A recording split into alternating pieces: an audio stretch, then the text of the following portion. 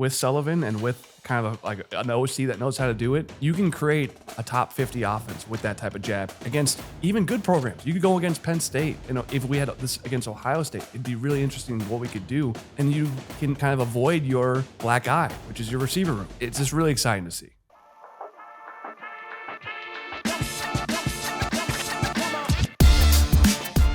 Welcome back to the ANF Podcast, where we cover Iowa sports. Today, we're going to do a breakdown of the Iowa versus Wisconsin game, then move into a preview of the Iowa versus UCLA game. Before we jump in the episode, we actually just launched our own Discord page that can link with our Patreon subscription. So for $5, you can basically be on boards or paid boards with us that we will use to discuss with you guys on game day or about maybe certain recruits. And also on today's Patreon episode, we just had a new running back recruit in the 2025 class, the first running back recruit of that class. And we kind of think he's a little bit of a dime in the rough that Betts found, and we're really excited about him. But that'll be kind of the core topic of our Patreon episode. So if you want that, link will be in the description, as well as your subscription will be for that Discord page as well. So without further ado, you want to hop into the Iowa versus Wisconsin game? Yep. So going into the Iowa-Wisconsin breakdown, I think what we want to talk about at the top of it is how Sullivan changed the game. You know, obviously we haven't had a 54-carry, 330-yard day against a rival at a night game in our entire Kirk Ferentz tenure. I think it showed a significant alteration where you can now have inside run or any type of run to your running back be 1A, QB run be your 1B, and then your second option really is your passing. And it really didn't hinder our offense in any way. You know, it might have limited our explosivity, obviously, when it comes to one-on-one matchups out wide. But when you have your best player as your running back and potentially your second best player as your QB, making those two guys the option that a defense has to choose between, which is very difficult for Wisconsin to manage, and then, you know, combine that all with an unbelievable upfront performance by the offensive line, especially from that guard, center guard position. It was just all around a dominant day and just a great day to be a Hawkeye. Yeah, and I think the one thing I wanted to see after the Northwestern game was how his athleticism or Sullivan's athleticism would hold up against a more athletic defense, a defense that's built for speed, rather than Northwestern's kind of clunky DM play, clunky linebacker play. And we saw his athleticism highlighted in 3 different plays. It was all the keeper actions he was on. I think the first play that really got me excited about Sullivan was the initial keeper that he finally kept. He just kept on handing it off the entire game, and you're waiting for him to pull it finally, and he did. And there's a situation where Witt, the backside DN, stayed with him. He had the assignment, was supposed to take it away. Essentially, in their play call, he is eliminating Sullivan's keeper action, and Sullivan just beat him to the edge for a 10-yard gain easily. You know, outstrided him within the first 2 strides, and then took the edge and got 10 yards. And it's one of those plays that, as a defensive coordinator and as safeties and any linebackers, it just has to get in your head of not only did we account a guy for him, but we lost that one-on-one easily. And I think you brought that up as he's not only a chess piece in terms of play calling, but he also is a one-on-one beater. He is faster than the DNs by a good margin. And having that athletic ability to press not only the play calling aspect to your team, but actually press one-on-ones that he should have made. He should have probably not kept that ball, and he still won it. Like, he can make wrong decisions and still have the upper hand on the defense. So how they used Sullivan in the first half was primarily in boot action, and if they ran a read option, it was through, using a tight end or fullback wham where you could protect him in that, outside the tackle space. They weren't going to put him on the edge and potentially take a hit on him. And that's really the fear at where we're at right now, with him being the only healthy QB that you want to see playing. I think that's going to be a thing that's a theme for the rest of the year, is you won't see him in those naked read options that you saw in the second half where he could really show his talent. It's going to be more of a slow play. We're going to create more of a low, middle, high look, and it's going to be a lot of option football. And I think they did a hell of a job in this game of creating constant pressure on this opposite D-end and opposite safety, where those two guys really didn't know where their responsibility lay. I think what they're going to have to start doing in the future to attack this system is just speeding up those dudes' reading. Because you had multiple times where the Wisconsin guy, even though they were playing Sullivan in space, even if they had an extra safety there, since both of them were playing Sullivan in the same manner, it just didn't really matter. We were able to dictate what we wanted. I think one of the first plays I want to break into was on our second drive, and it just shows Leicester's ability to play and understand opposing defenses. We started out, I think it was our first 2nd and 6, but we were in a 3 receivers right, motioned up to an even upset. By brought Waller down into this cover 3 match look, and then you ran a quick read option look where you got Sullivan on the edge, and Bowie just sits down for a 5-yard curl. And pre-snap, I would have not guessed that to be like a match man-to-man look. But once we got into the motion, I think Lester just knew what he was looking at. And it's one of those things I've seen him do quite often where he'll motion to get a really advantageous look from your defensive set, and he won't do it to try and get like a 20 to 25-yard gain. He gets it to get like 7 or 8. Mm-hmm. And it just disrupts the defensive coordinator's time. He's like, man, that was just designed to beat my call. And he does that a lot in games where he's not going to be hyper aggressive when he takes a shot or when he gets the look he's anticipating. He's just going to dink and dunk you. And I think that's just a lot of pressure over and over again, where if you keep on giving Lester the looks he's expect, he can take it with ease. And it's not something that he breaks out 2 or 3 times a half. He'll do it, 7 or 8 times on a possession. Yeah. I think that's a great point. I think he is constantly scheming for 10 and 8. And that's what it feels like when it hits the second half, is he's just ripping off these 8 to 10-yard plays the entire time. And to go back to another point too of that backside D end, I saw a lot of motions that actually ended up not even having a read defender, but he was giving a read handoff where it still looked like he was kind of having an inside zone where he had the opportunity to keep, but then we would block the D end with our tight end. And so you're basically not reading anybody. You don't have a safety or anybody that's in that backside C that you're reading. It's just setting up the eventual boot keeps where he has Ortworth on the edge that we saw more in the second half. And it just, the philosophy of it, I think the one thing you always said about, or when you watch Kirk's outside zones, especially I think even going back to the, I want to say 2016 game against Wisconsin, was their backside DN flow was just always insane. You'd have an outside zone to the right, and the flow of it, you'd have it well blocked on the first, A, B, and C on the play side zone. It would always be in a good spot. Like Kirk could always teach that, but he never could get the backside flow to stop. And those backside C would peak at the non-mobile quarterback for a second and then come down the line super hard. And what this system has done is just opened up that front side run so much more, because all of backside defenders are now just holding their feet. They're being flat-footed. And that is the key of this entire system. Is this is going to help Kirk's development of the offensive line. It's going to help his development of the run game, because now you have a game you're playing. Almost every snap you're playing this game, and you can see that we're like kind of, it's helped. Like, I think this O-line was good last year. I think this O-line could have been better in years past. The run games could have been better in years past if you had just more creative backside motion that we have this year. Yeah, you just have a lot of pressure. We can break into that pretty quickly here. But the 2 defenders that are in conflict are that backside D end and then that roll down safety. And we talk about a roll down safety because if you're going to look at this shotgun set against a 2-high look where Sullivan is a true threat to opposite D, you're eventually just going to get beat. As you mentioned with Witt on the edge against him, he showed that in that first, 2nd, and 10 where he took that for 13 with ease, where that's actually you can't stop this play with that. So now you have to start accounting for more. I think that's what's going to lead to teams eventually just rolling down and playing match and cover 1 high against us. I don't think you have a lot of options with Sullivan's speed. If you want to try and prevent any type of automatic 3 to 4 yard gain, you have to run that set. So now what kind of pressure does that set against you? When you roll down a defender for backside, where it's got to be a safety now most likely to be able to stop. Has to be, yeah. To stop Sullivan to the edge.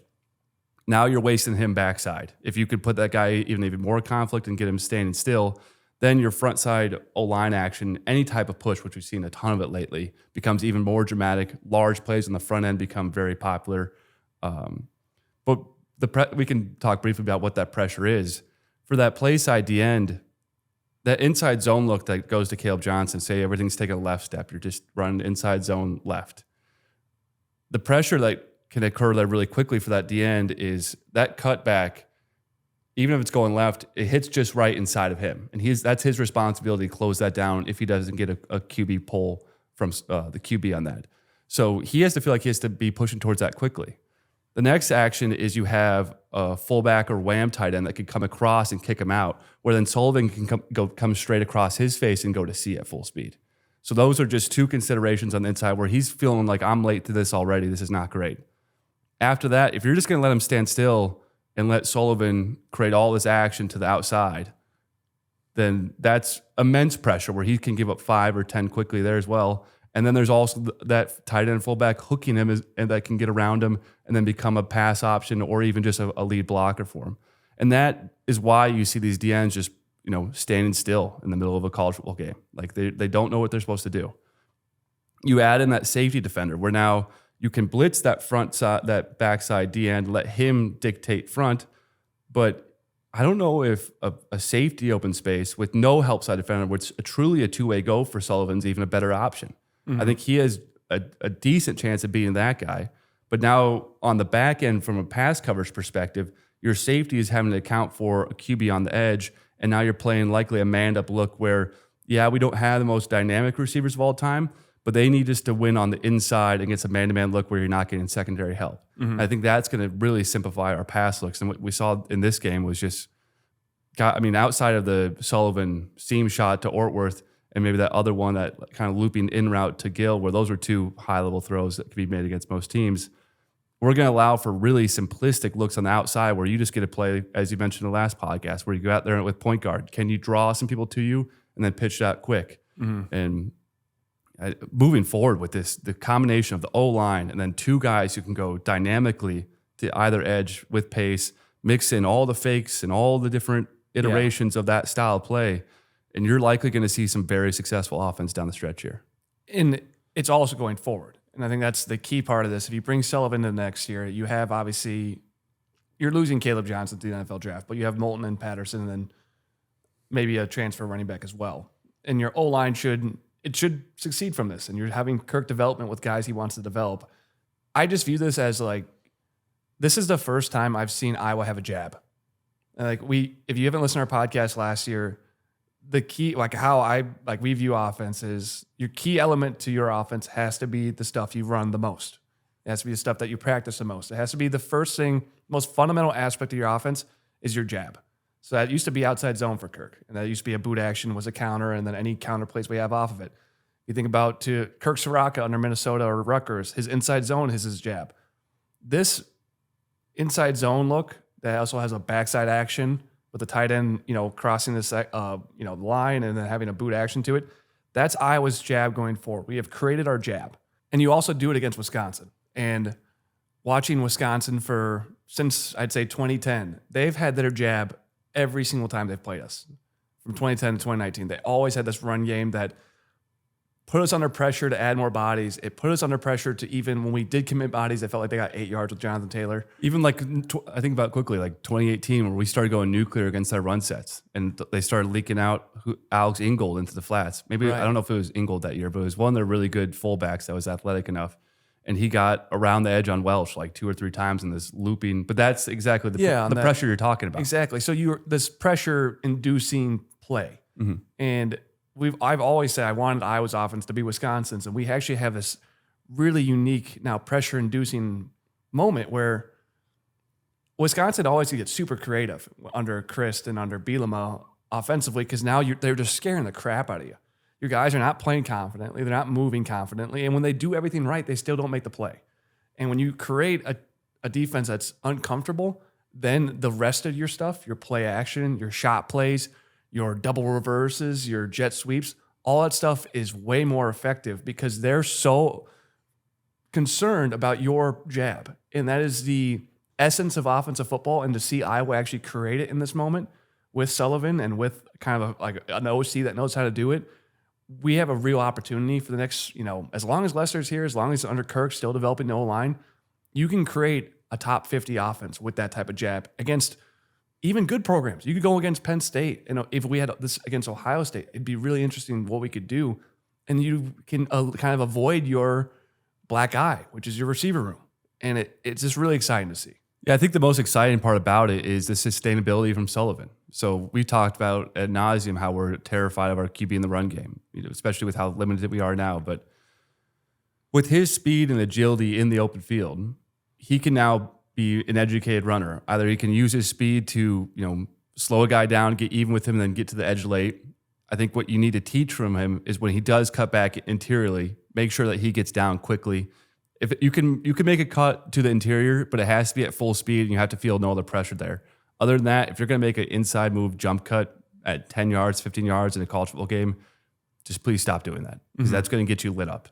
But I think he's in that rare scenario where it's almost, he's not to the level of a Jaden Daniels, but that's kind of the comparison when you talk about what he can do in the NFL to what now Sullivan can do in college, where even when a guy's even with him, he can protect himself. And that's where you talk about next year, and you have to think about him playing for 13 straight games.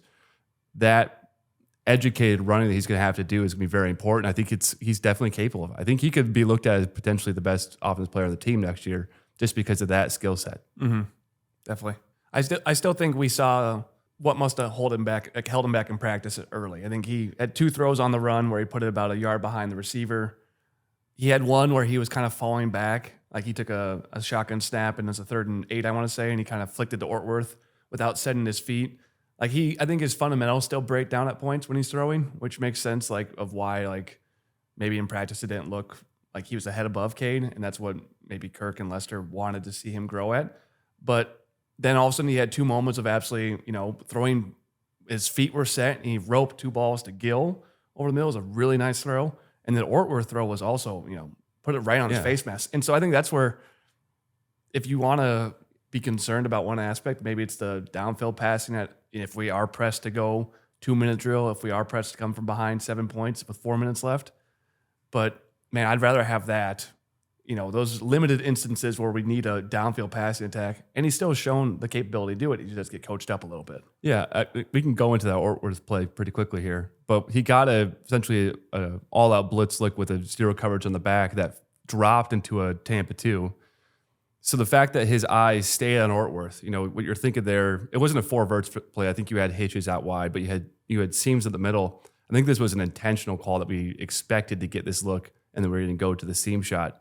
But the actual high safety on that side was playing corner, and then he motioned to high, and there just was this bevy of space over the seam, and Sullivan had to layer a ball in at 10 to 15, had to have pace on it. It's a very easy thing to sail. If he sails it, it's a pick.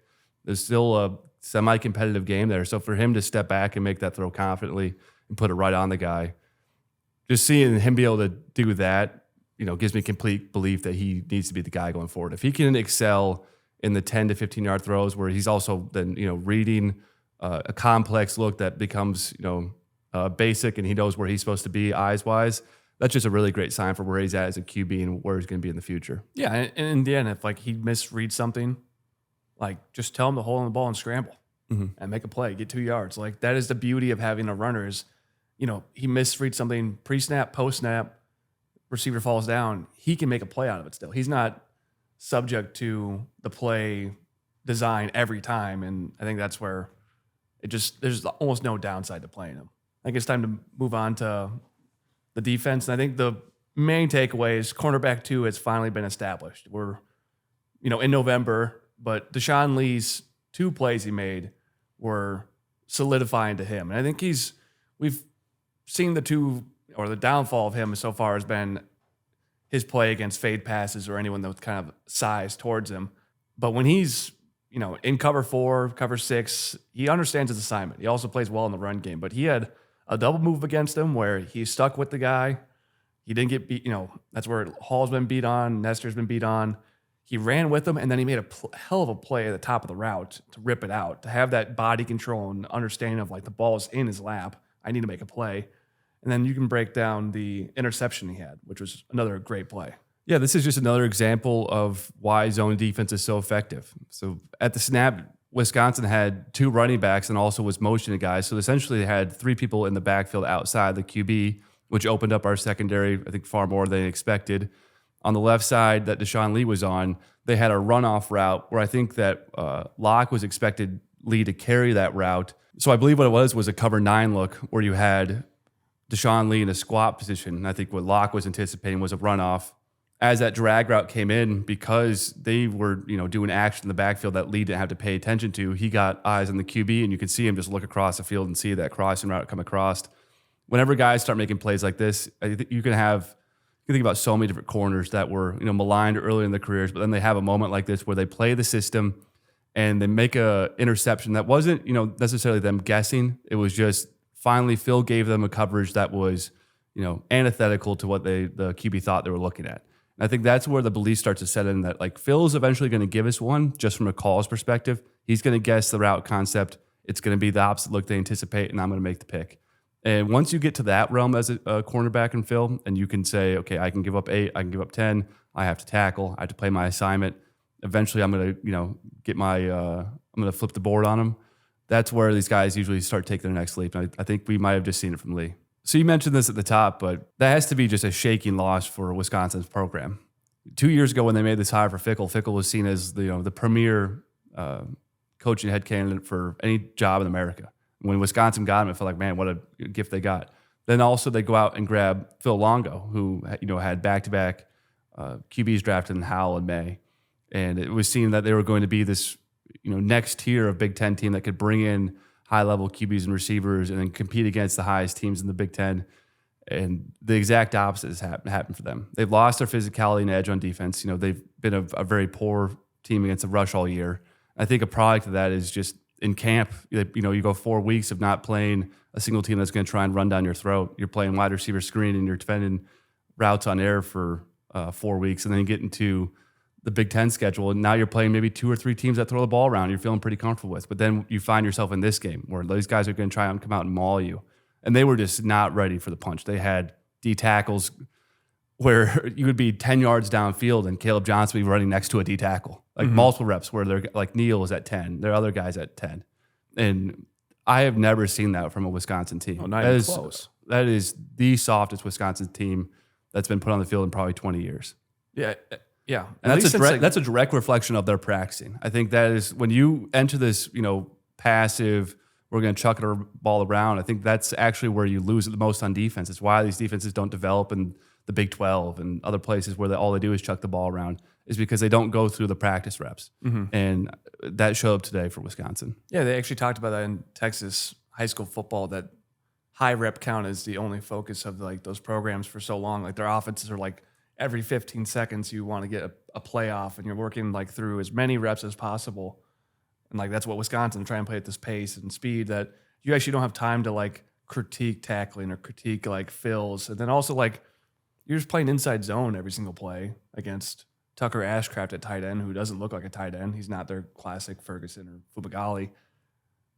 They even came out in the second half trying to play physical football. I think they ran the ball 5 or 6 times in the second half, and then they got stopped on a 3rd and 2. It's you guys don't have a complete offense. You're playing this ACC, Pac-12, chucking around offense, and now you want to be physical. I think Fickell's got he's got 2 opportunities. He has a Phil Longo. I think that's the easy one to do. Go bring in, change his philosophy to be more like Lester. Go bring in Paul Christ. Yeah. Or just bring in a running aspect. You can still be spread. You can still have, spread concepts. And you can still want to highlight receivers and quarterbacks more, but you have to be able to run the ball. And you have to go under center. You have to be able to put 2 tight ends on the field. It has to look natural. I saw them get stuffed on a 3rd and 1 with 2 tight ends in the field against Northwestern. It looked like the least Wisconsin play I've ever seen. And you have to lean more to that, without a doubt. That's your first option. Or you have to go out and do what Phil Longo is brought here to do, is bring in some freak quarterback. You can't just throw out Locke. You can't throw out Mordecai. You can't throw out Van Dyke. These guys are moved on from major programs. They're not the 5-star. They're not the 4-star you need to run this program. So you got one summer to do that, or you fire Phil. It's just the 2 options. And I don't know where they go. I think they're in a very free fall state right now, and they should feel concerned. And I think that Minnesota game at the end of the year is going to be really interesting to see if he loses that one. Yeah, Fick will be on the hot seat for sure then. Yeah, if he loses that one. You have to give him more time, but I don't know if there's a quick option. I think the Fickell will be able to say, I'm going to fire my OC. I'll keep my job. Yeah, but then you're rolling into next year where if you're not having a successful season from the jump, that you can get fired mid-season. Oh yeah, I think he's next year's definitely his. He's got the ability to get pulled, but it won't be till next year. Yeah. So move on? Yeah. I think we can move on to the UCLA game. And today's show is brought to you by SunSingles Sunscreen. Convenient, single-use sunscreen packets created for every fan's on-the-go activities. For a limited time only, find our podcast's favorite team's game day packaging at the link below for the next tailgate. And don't forget to use code 10GOHAWKS for 10% off your purchase. That's code 10GOHAWKS. I think anytime you have an emotional win against a rival like we did, dominating a night game, you were at the game. The emotion in Kinnick was insane. The next week's always a trap game, especially when you go on the road. Then you add in the West Coast aspect to it. We've never played well on the West Coast outside maybe the Holiday Bowl in 2019. Was early Kirk thing where we used to lose to Arizona State and Arizona in massive games early in the season on the West Coast. You have that factor. You're playing on a Friday night in a stadium that's just going to be like half full at UCLA. Like it's the Rose Bowl, so it's massive capacity, but it has all the elements of a trap game. And then you see a 3-win team across from you, and it's not truly a 3-win team. UCLA probably has played the hardest schedule in the country. You know, they have losses to Indiana, who's like legitimately a wagon. Like, without a doubt, a top 10 team, maybe you can argue top 6 team this year in the country, the performance so far. Oregon, at LSU, like fringe playoff team, played Minnesota super tough, and then lost to Penn State on the road. And where they played Penn State tough too. Played Penn State. So like they have like 4 losses that you have a hard time even like talking down to them because Iowa probably loses all 4 of those games. And then they played Minnesota tough in a game that they threw a massive pick and had some like, it was just kind of a playmaking game on both sides of the ball. So, and then you see them, luckily, you see them roll into Nebraska last week. I think this is really beneficial to Iowa to like have that on film and have that in the universe. You see them control Nebraska for the entire time on the road. And that was extremely beneficial to I think Iowa. adding context from the greater Big Ten, Nebraska the week prior obviously played Ohio State down to the edge. So yeah, the standard deviation of UCLA away from Iowa is almost negligible. I think, given what they're talented at too. Obviously, are very good against the run on defense. I think in every single game this year, they've held their opponents to less than 4.5 yards a carry. Against Penn State, Minnesota, I think both were around 3.5. Minnesota might have been like 1.5 yards per carry. Mm-hmm. Those are 2 teams that are dedicated to run the football. It'll be really interesting to see how we interact with this now with Sullivan, though. If this was Cade, I think you see a very similar offensive output to Michigan State, where we're asking Cade to complete a lot of 3rd and 7s. I guess we can break into formationally what they like to do defensively. I think starting on the defensive side of the ball makes sense. Yeah. Just because that's where they're the strongest. But they're a multiple set defense. They like playing 4 fronts. They like playing 5 fronts. They have 2 D tackles that are seniors on the interior. They can rotate a 3rd. I think that's where their strength is as a team. It's just the size they can offer at their D tackle spots. Their DM play and linebacker play are really high. Those are probably some of the best players on their team. I think where you would, point their weakness at is their secondary. But obviously with Iowa's current offensive scheme, we're not going to be pushing their buttons at a really high level out there. So that gets you into an odd predicament where, okay, if they can roll down to this 8-man box, and it's really going to come down to how well does Sullivan play. When you run this read option style of shotgun run, we just talked about how Locke wasn't good enough to come into Kinnick and be the athlete on the edge to beat us. This now Sullivan enters center stage against a really good rush defense where that front side run is likely going to get stopped for 2 or 3 yards of carry for most of the game. I think in the first half for sure. In the first half for sure. So then that puts all this pressure now on getting Sullivan to the edge, making sure he makes the correct decisions, and how dominant of an athlete is he against these DNs and linebackers. And that's really where the game will lie. Yeah. I think even breaking out more into their front 6 personnel, I'd say it's more of like a front 7 most times. Their linebackers, also, this team is the nightmare for this podcast. Every single last name is like I have no shot of pronouncing, so I'm going to just do numbers. Go numbers. But number 20 at linebacker and number 49, they both are built like NFL linebackers. They definitely have more of a modern sense behind of how they're building these guys. Both can move really well. 49 is going to play in the league one day, I think. He's a big guy, but he's also really rangy, plays physical at the point of attack. And the number 2, their D-end, probably the best D-end we played this year. Even putting up to Ohio State's guys, this guy's really bendy. They use him a bunch of creative ways. They'll drop him. They'll, play him at linebacker. And in their 4 set or their, 4 defensive linemen and 5 defensive linemen, he's ability to be used in a bunch of different ways. So he creates a big issue.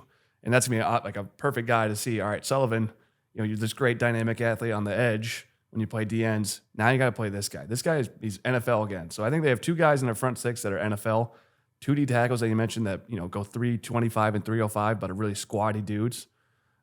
It's a classic like Pac-12 Samoans. That just all their D tackles are just big Samoan dudes, and it's like we've seen that really succeed at even the NFL level. And I just think it's going to be a really hard game for us to establish our offense early in the game. And I think that's what really concerns me is that you can get into a Michigan State level where, maybe we don't have execute at a high level. We're on the road on the West Coast, and the first half gets a little funky just because you're not coming out playing fast like we did against Minnesota, like we did against Michigan State, like we did against Ohio State. We haven't had success in the first half on the road, and surely at home either. And I'm concerned that maybe, us just kind of passively playing that first half in a play calling sense as well. There's a reality where, you break out their offensive personnel too. You could fall behind by 10, by 9, maybe a full touchdown. And you're not going to feel comfortable against this team in the second half because truly what you have to do is throw the ball on these guys. They're not going to allow you to run with ease based on their personnel. Yeah, I think you'll see a lot of what we saw against Wisconsin. That's because of, having no QB depth now. Protecting Sullivan is going to be paramount to us.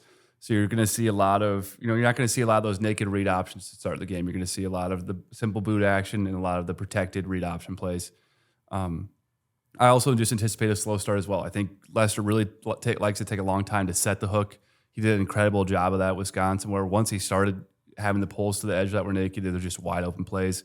That's really been the theme of his all season, is trying to figure out what you're doing against him, maybe using some simple canned plays here and there to grab 4 and 5 to keep him on schedule, but he's really not trying to run a full scripted drive or his full plan of attack until you see that third quarter. And to be honest, it's starting to really pay off. You had an empty first quarter against Wisconsin, had 42 points. You had almost an empty first half against Northwestern, ended up with 40. Like it's really been, and the Minnesota as well, almost a completely empty first half and an explosion in the second half. So it's really setting up a really strong but you gotta stay in the resume for him. But you have to stay in the game. I think the key will not necessarily be scoring points, but just staying on the field, getting to a position where you can punt, letting this defense settle into the game on the road, and then hopefully letting your O-line, eventually put some pressure on these guys. We can move over to the offense side of the ball. Yeah, I think calling out one thing I've noticed too, when they love to rush 3 guys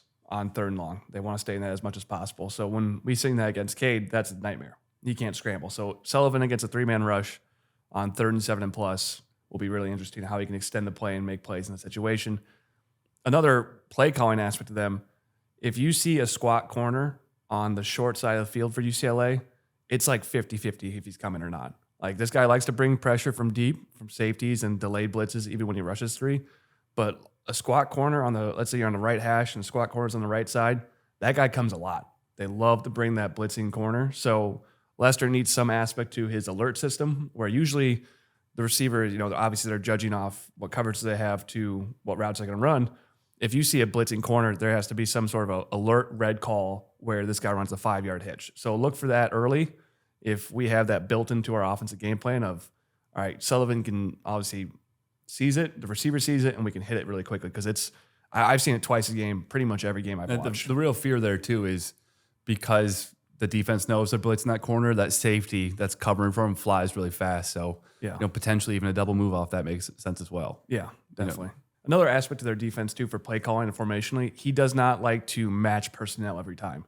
You saw it against, I think I always like watching Rutgers because Rutgers is like 11 personnel every single time. So you can kind of get a feeling of like, how do these guys call play calls? Like, how do they formationally sub? He'll run a 4-3 when he feels like you're running. He'll run a 5-2 with the same 4-3 personnel when he feels like you're running. He wants to be on the front foot of your play calling. He's not going to, like Iowa always matches personnel with our defensive personnel. He wants to really get the flow of how you're calling 1st and 2nd down, how you're calling 3rd down, and try to take advantage of it. It's very Rossi-ish, with more of a personnel focus that we saw with Belichick in Washington. And that's kind of that'll be an interesting interaction with our team because we're so heavily run on 1st and 2nd now. Mm-hmm. I think that's kind of tees up the offense. And when you watch this team, it's another kind of NFL focus of not trying to be simplistic. They're trying to be more like Washington, of what we saw of like, we want everything in our bag. Where they've really struggled on offense is the run game. I think in almost every single game this year, they've been under 3 or 4 yards a carry. I think their 2 leading backs are averaging like 3 yards a carry apiece. When it's that demonstrably bad, usually that's going to continue into the future. I don't think they're going to take a huge leap later in the season. You might see incremental growth, but it's still going to be a struggling aspect of them. For Iowa, that's a huge benefit for us just because we can then line up fairly passively and hopefully get 3 and 4 yard stops against your run game. That allows us to be a lot more creative in where we drop guys into zones, and it just becomes a lot harder equation for a QB to solve. I think since Garbers is a runner and he's shown an ability to get on the edge, that's going to force our hand a little bit, maybe between the 20s to roll a guy early. And because their receivers aren't the most high-end receivers we played all year, they definitely have talent. I think they have more talent than I expected. I guess I probably should have expected the UCLA to have some receiver talent. Yeah, but they brought back everyone from last year, too. But they can really play. I just don't know if they're to the realm of where Washington was at, where Michigan State was at, where Ohio State was at, where we really stayed in that too high look for the majority of the game because we were terrified of leaving these guys isolated. I think you'll see a more similar setup to what we saw against Wisconsin and Northwestern, where we roll earlier. You see more 5-man pressures from Iowa. That allows us to contain Garber a lot easier, and then it's more just about stopping that inside zone. And I think if you can play more aggressive alignment early in this game, obviously that's not going to be Phil's prerogative, but he might go to it in the second quarter rather than the second half or in the fourth quarter like we saw against Michigan State. I think in the first quarter, we're going to see Phil's usual setup here where UCLA is going to come out, and because Bieniemy is an ex-NFL OC, he's used to playing patient. The whole NFL is call everything for 3 to 4 yards, use overloads against zone really well, understand where late reads are in your passing plays. Nothing's like a 1 or 2 read play. There's always a check down. I think Bieniemy will coach up Garbers well enough. I think Garbers is smart enough QB from what I've seen so far where he doesn't get rushed and doesn't get hurried. I think they're going to do a really good job of getting late isolations and taking advantage of our lack of pass rush on first and second down to hit check downs for like 4 and 5 yard gains. I think that's where they'll be successful. Also, their timed up outside numbers passing game, they seem to be very pro style in that manner where they like the timed up outside number passing. Iowa does tend to give you, corner shots and out routes and stuff like that are difficult things to complete. And if you can go out and do them and take those free yards, we'll give them to you. But just a lot of teams aren't built to do that. But I think how UCLA plays and how I've seen them, be successful this year is in that style of play. I think that's going to let them to be, a little more successful in the passing than they've been in the passing against some other teams. Just because we're going to allow for that, you're not going to see a lot of pressure in Garber's face early. It's going to allow for him to get to his steps, and then we're not going to be disrupting timing a lot on the outside in those early concepts. And if they can execute that, that's going to be pretty consistent for them as well. Yeah, I think we brought up their defense is definitely very multiple, and it's just highlighted by their offense. And we mentioned, very similar to Washington, where they're multiple in who they use. I think every single game you watch from them, it's a different main target, and they feel comfortable throwing to their second tight end, number 87. They're 89. Their starting tight end is going to play in the NFL. He's a very big dude. I think he's 260 something pounds. Moves really well. Has good hands. And it feels like you have a hard time pinpointing of this focus of Wisconsin's going to Pauling, Minnesota's going to Daniel Jackson. Garbers is going to go who's open, and it's going to go on the game plan. And he gets ball quickly. I haven't seen him make mistakes like you would Locke make. He's not inaccurate. And that's where my concern comes from in this game offensively is we do have this competitive advantage with the run game, but this feels very Jeff Brahmy without pushing the ball downfield as much as he used to. But you have obviously an NFL OC. I think Garbers is a 6th or 7th round draft pick in this next draft. He seems like he's got good arm strength, good motion, good athleticism. Someone's going to do a flyer, you're our backup for the next 5 years. And then they have legitimately 8 guys they can throw the ball to. And when you're kind of lining up and you feel like there's a bunch of play calls they can have, a bunch of formations they can run, and a bunch of guys they can give the ball to, and you're playing on the road in a game where they're playing pretty laid back and with nothing to lose, it feels like that Michigan State game where we just can't, put them in a box. And I think that's my concern is that we're not going to put these guys into a box until the second half where we get ultra aggressive in maybe a roll down way. And I see them moving the ball. It seems like if we would have played Washington on the road, it could have been similar to this game. And that's where I kind of see this game going because I think Garbers is, I think he's better than Will Howard. I think he's, one of the best QBs we've seen this year. And, playing a good QB with a bunch of weapons with a smart coordinator, that just, even though they're not going to run the ball well, they just have Keegan Johnson, number 22, is this scatty guy they get the ball to at least 4 times a game. And then they have a really good tight end, a really good Darden's a great receiving running back. It just seems like they have a plethora of options against a defense that's we're not going to push their buttons as much as I'd like us to. I don't think the opposite. I believe in an Iowa defense this year with Castro on the field. I think what we saw from Michigan State, where it became we were being incredibly basic up front and weren't running more complex sets to try and disrupt them. I think that was more of an outgrowth of not having Castro in there without trusting him to take away a third of the field. And again, at receiver, they're just not that level of talent where we're not going to be rolling early. And especially if you're going to allow us to roll and then have a shaky run game, I just see that as a lot of third and longs, third and mediums throughout a drive. While they might have moments where they can, do some good isolation because the enemy is going to have a fundamental understanding of it, I think that's going to fall short major in the red zone. I think that's where I haven't seen the high level execution that's going to be taken to beat us in the red zone.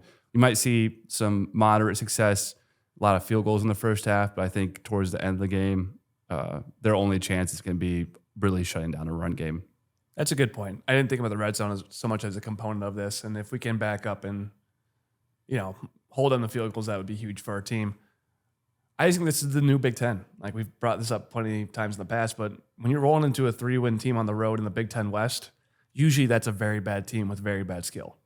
And that's where playing Michigan State on the road in a night game like we did, playing UCLA in a road game and a night game like we are, this is the NFL now. Like, you're showing up and this team has 4 or 5 guys I expect to play in the NFL. They're tight end, their middle linebacker, their DN, and their quarterback.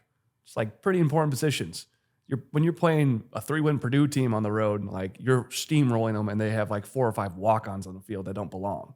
I think that's where I'm trying to almost like prepare Iowa fans. Like, they're going to look better in moments in this game. Like, they're going to have better athletes and spots than we do. And it's because you're playing LA. You're playing California kids. This is a well-recruited school with a bevy of talent. They have a hell of a lot of people in California, and they can bring in a lot of kids. Like, I think we have to mentally prepare ourselves that we might be kind of holding on defense a little more than we expect, and you're not playing in the Kinnick environment. I think you bring these guys into Kinnick and you scare the crap out of them with our crowd. It's a different game, but you let these kids be comfortable at home and with the type of skill talent they have and quarterback play they have. I expect a really close game. I think it's been one of those games we look back on that we can finally win a close one. I think we've been blowing teams out with momentum in the second half. I want to see us like execute late and win a close game. That's where I kind of sit in this game. Yeah. You want to get to final predictions then? Yeah, I'm going to go 21-20 Iowa. I think this is field goal late from Iowa. I think it's battling the entire time. It's one of those games where maybe Twitter's having a meltdown halfway through the game because people didn't anticipate it to be this close, but I think it's going to be a really good game. Yeah, I think their D-line's going to show up. I think that's going to be the reason this stays close. I'll go 21-16. Pretty much for the same reasons I already spelled out. I think they're going to have moderate success on offense. That's going to allow them to hold on to the ball too. It means longer fields for Iowa. I think there's going to be an emphasis on protecting Sullivan this game, especially considering he's got 4 games left to play, and you really want to keep him healthy and let him develop as a QB. It's going to lead to not as aggressive play calling early, making him play QB a little bit more than he probably should be in this first half, but maybe just doing enough where you stay on schedule and can punt it back and play a really low scoring game. You want to get into picks? Yeah, I'll go. Next time you're looking for an all-inclusive beach vacation, consider Via Puesta del Sol or Via Puerto Escondido, both of which overlook the Pacific Ocean in Ocotal, Costa Rica, providing an exceptional all-inclusive experience for your family and friends. Visit their website, linked down below, for more information or to reserve your trip today. As I just broke it down, I think this line is way too big. I think I'm going to go UCLA plus 6.5, Penn State minus 13 in the night game against Washington. Washington on the road's been a completely different team. Penn State coming off a tough loss to Ohio State. I just like them winning like 21-7 in that game. And then I'm going to go revenge pick.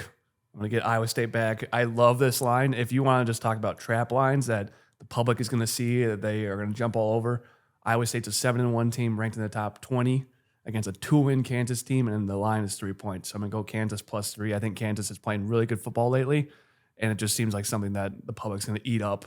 And you're on the right side going Kansas plus 3. And Arrowhead too. So like Kansas fans are going to show up as well as Iowa State fans. But it's going to be like a big game environment, I feel like. Yeah.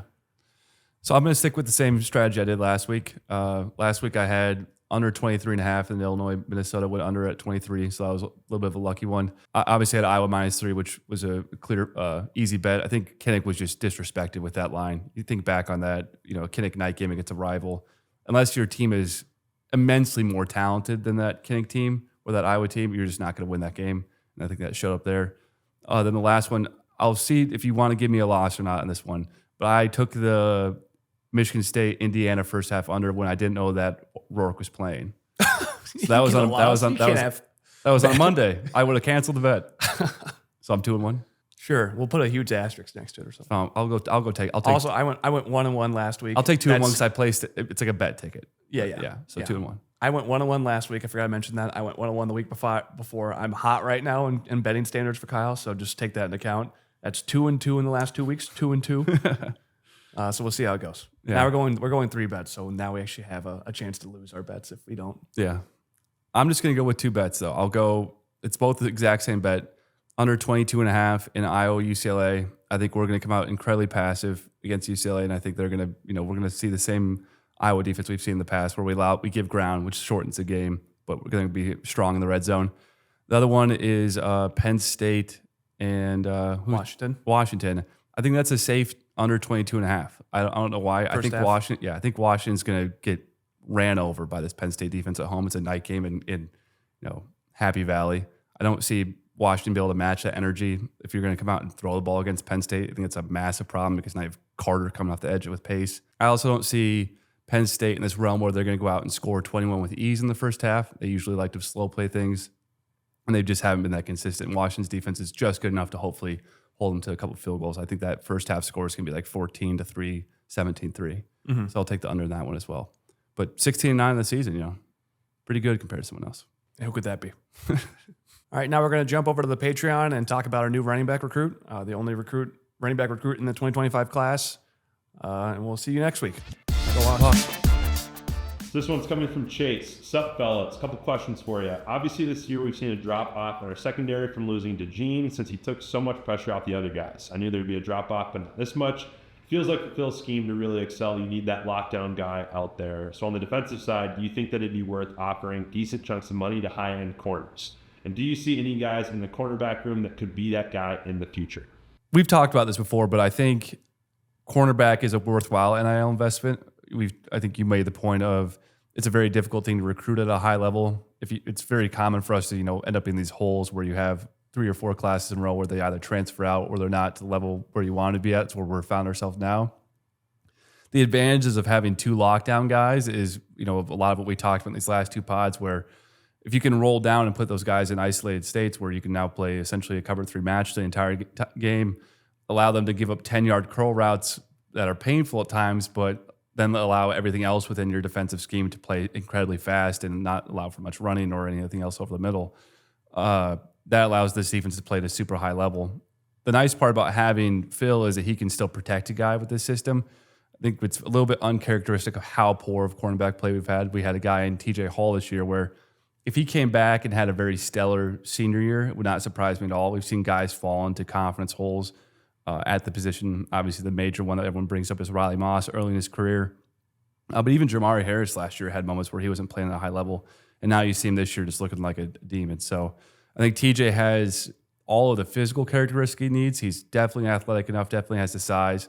If he falls into that senior role where Phil could turn him loose and he starts playing at a high level, that would not surprise me at all. I still think even if you're going to go opposite him, you need to bring in a really high-level corner in the NIL segment this year. I think if you're going to look anywhere in the defense, safety play is great. Linebacker has fit 12 guys legitimately. D-line's in a great spot. You might look at a backup D-tackle, but you're still not really that thin there. Bowie could play some serious minutes for you. Hubert's developing. That's not mission critical. If you want to have a stellar defense, I think you go D-tackle.